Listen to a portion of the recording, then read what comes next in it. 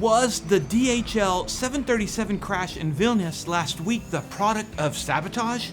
Well, let's take a look at the evidence on this episode of Taking Off.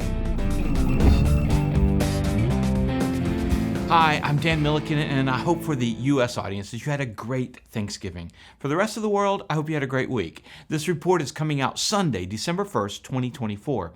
And when this crash happened just the other day, some reports were suggesting sabotage, and other organizations have picked up on this. But the problem with that is that everyone seems to have an agenda, and so information, especially early on, is cherry-picked to draw the conclusion that they want. And I don't want that. I'd like to look at the evidence with no dog in the hunt for a conclusion, but instead at least take from the accident things that can help us when we're flying or just in everyday life. I've researched what we know, and I'm going to show you what evidence, if any, that I've found, so we can see what the likelihood that outside forces took down this airplane.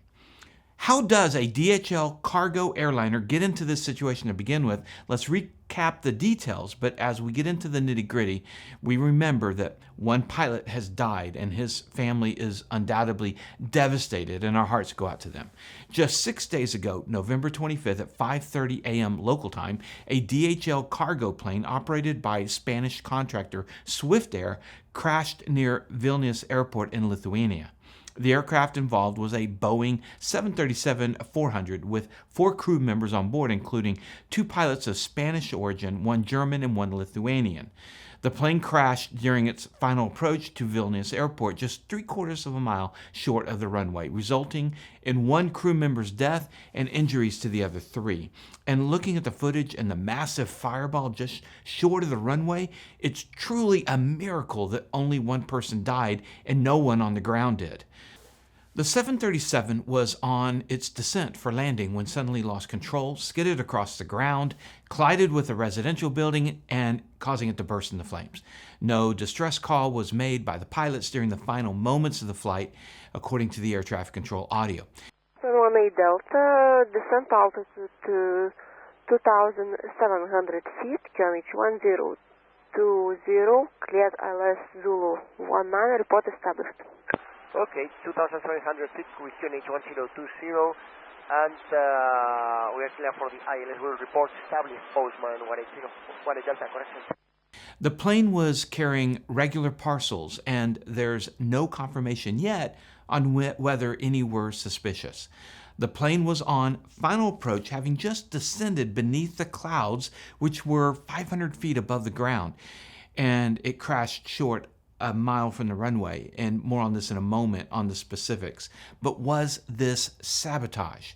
Well, digging into the suspicions of sabotage, I found that they're rooted primarily in several incidents that took place this summer and more recently just this fall. In Leipzig, Germany, and in the UK, according to sources from CNN, The Wall Street Journal, and The Guardian, one incendiary device was hidden in a DHL package at Leipzig and caught fire before it went on the airplane, with its destination to be the UK. Its origination was Lithuania, with this stop in Leipzig. The flight had been delayed, a German newspaper reported, and had that plane been on schedule, it would have caught fire in the air. And several sources indicated it might be a dry run for attacks in the U.S. and other places.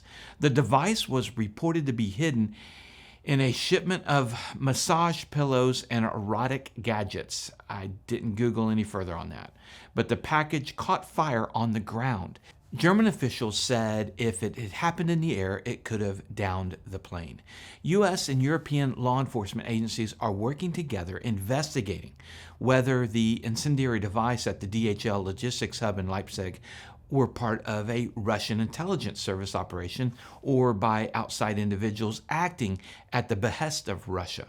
The U.S.'s TSA, as well as DHL and other organizations, have made announcements about the increased security risk with cargo operations in Europe and that they are taking steps. This is a real deal, a real concern, this sabotage.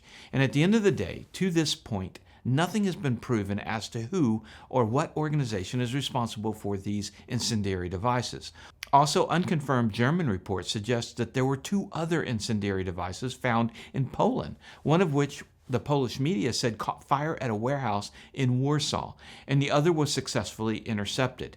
4 people in Poland have been arrested in October as part of the alleged plot, and several others are still wanted. According to the UK's The Guardian, another device caught fire in Birmingham, England on July 22nd at the DHL warehouse. No one was injured, and a local fire department was able to deal with the blaze. But the head of Britain's MI5 warned that Russia's intelligence appeared to be on a sustained mission to generate mayhem on British and European streets. We've seen arson, sabotage, and more. The Kremlin denies that they are doing any of this. Of course they do, saying these are traditional, unsubstantiated insinuations from the media. German Foreign Minister Annalena Baerbock mentioned the possibility of this being either an accident or part of hybrid warfare, urging for a thorough investigation. In Lithuania and European intelligence officials are cautious about attributing the crash to specific acts without concrete evidence, highlighting the volatile security environment in Europe, especially given recent suspicions of Russian sabotage operations against NATO countries. And by recent suspicion, she's undoubtedly referring to the Baltic Sea 2 weeks ago, in which 2 undersea fiber optic cables were severed. One connected Finland with Germany, and the other linked Lithuania with Sweden.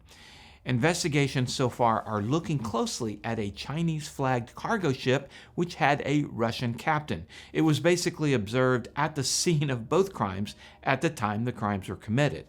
Of course, that is all circumstantial. And again, Russia denies any involvement.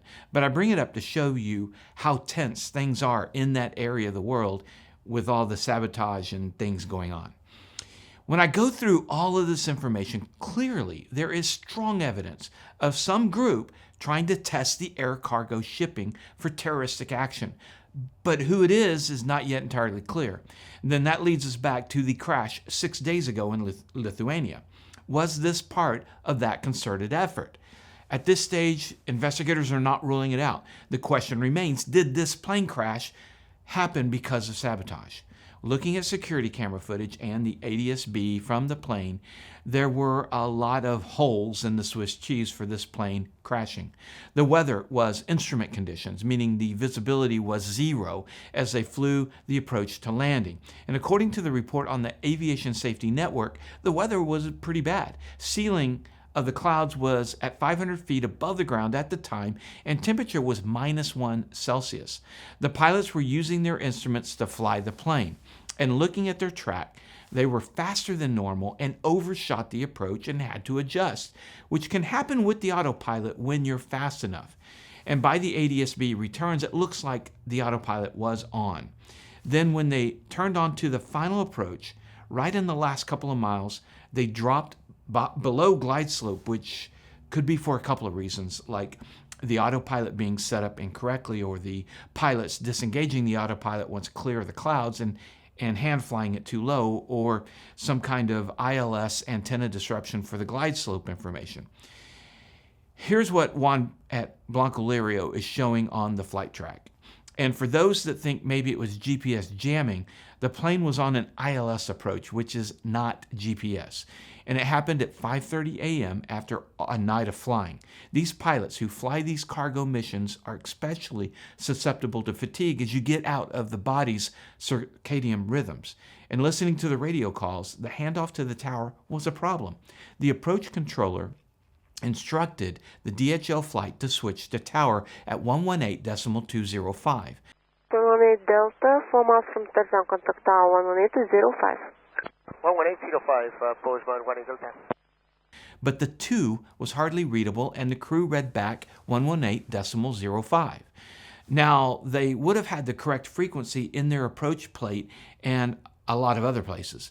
As a matter of fact, when I'm flying IFR on the approach, I'll already have the tower frequency loaded into standby. And it doesn't matter what they say, I'll punch the button to bring up the preloaded tower. Regardless, the crew's readback of 118.05 was the last communication about 4 nautical miles out. They crashed under 1 nautical mile, so very shortly after the direction to contact tower, and they never made contact. So possible fatigue, weather, being behind the airplane for the approach, or pilot error, and the chance of sabotage are all things investigators will be looking at. The black box has been recovered and should contain the answers to most of these questions once the investigators are able to go through the data. A total of 12 people from the U.S. will arrive in Vilnius to help with the process. 4 from the National Transportation Safety Board, 3 from the Federal Aviation Administration, and 5 from Boeing. The Vilnius Police Commissioner added that it has been challenging to communicate with the first officer who survived and a German national who was on board the aircraft at the time of the accident due to the extent of their injuries. However, the 4th person inside the converted freighter's cabin, a Lithuanian national, escaped the crash with few injuries, but he wasn't on the flight deck. The authorities have been able to talk with this person and gather some prelim information, but what that information contains has not yet been made public. Bottom line, was this sabotage? Possibly, but there's a whole bunch of potential causes that are more likely. What I take away from this is that regardless of whether this particular crash was the result of sabotage, the world is an increasingly dangerous place, and we need to improve our systems for detecting this type of terrorism. With the black boxes, the cockpit voice recorder, and all the other evidence, I think it's very likely that they'll be able to solve that mystery fairly quickly. A lot quicker than this crash, which they had to bring the plane up from the depths of the ocean to find out why it went down. Check it out. Thanks for watching, and please visit our sponsors. I got them in the links below, like FlyingEyesOptics.com, where using our code taking off all caps, one word, will get you 10% off. Remember, superior judgment trumps superior skill. Take care out there.